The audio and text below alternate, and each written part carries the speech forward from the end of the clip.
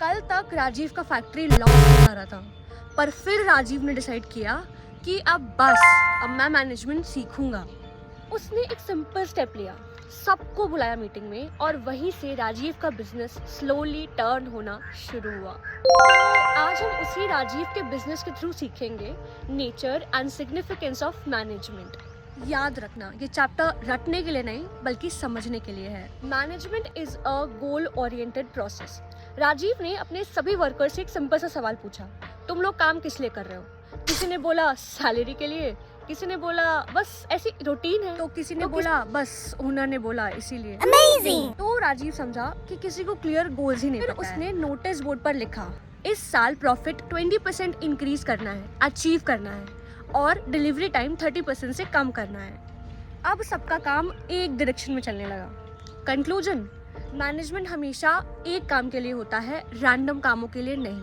इसीलिए कहते हैं management is a goal oriented process. कुछ दिन बाद राजीव घर आया और उसने नोटिस किया कि उसकी माँ बजट बना रही है। राशन कितना आया, इलेक्ट्रिसिटी बिल और सेविंग। राजीव को रियलाइज हुआ, अरे ये तो मैनेजमेंट ही है। ऑफिस में हो, स्कूल में हो, हॉस्पिटल में हो, घर में हो, मैनेजमेंट हर जगह होता है।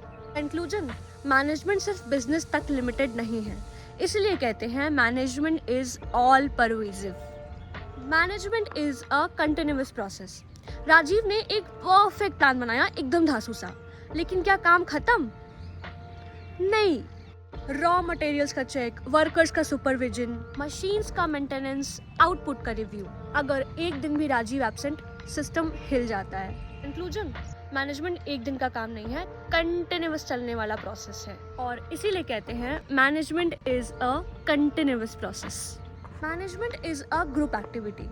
राजीव एक दिन सब कुछ अपने से करने लग गया, थक गया, डिले होने लग गया, गलतियां बढ़ने लग गई। फिर उसने सुपरवाइजर्स अपॉइंट किए, अकाउंट्स के लिए एक बंदा, प्रोडक्शन के लिए एक लीडर, तब जाके कहीं सिस्टम स्मूथ हुआ। कंक्लूजन, टीम के बिना मैनेजमेंट पॉसिबल ही नहीं, इसीलिए कहते हैं management is a group activity.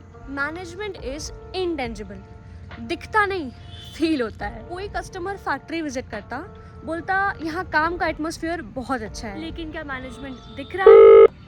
नहीं, उसका इफेक्ट दिख रहा है, discipline, clarity, smooth flow.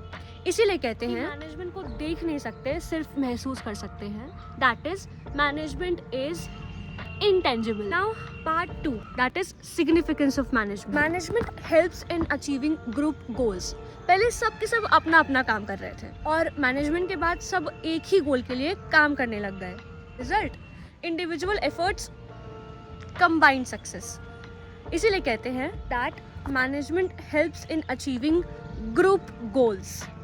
Management increases efficiency. Machines free, raw material waste, workers idle, बाद में right person at right job, minimum wastage, maximum output. Result, same resources, better result. Hence management increases efficiency. Management creates dynamic organisation. तो market change हुआ, demand कम हुई, राजीव ने production plan change किया, उसने new product launch कर दिया। Conclusion, management business को चेंज के हिसाब से एडजस्ट करना सिखाता है। Hence, it is said that management creates dynamic organization. Management helps in achieving personal objectives. तो workers खुश थे क्योंकि salary on time, growth opportunities, and most importantly, respect.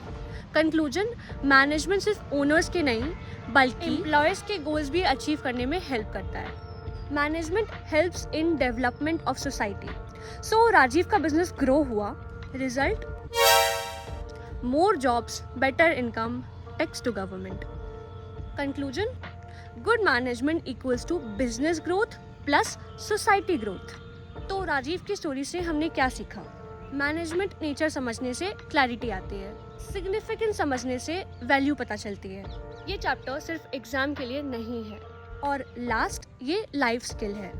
और हाँ, एग्जाम्स में पॉइंट्स लिखते वक्त अगर ये स्टोरी याद आ गई राजीव वाली, तो आंसर ऑटोमेटिकली बटर की तरफ फ्लो करेगा।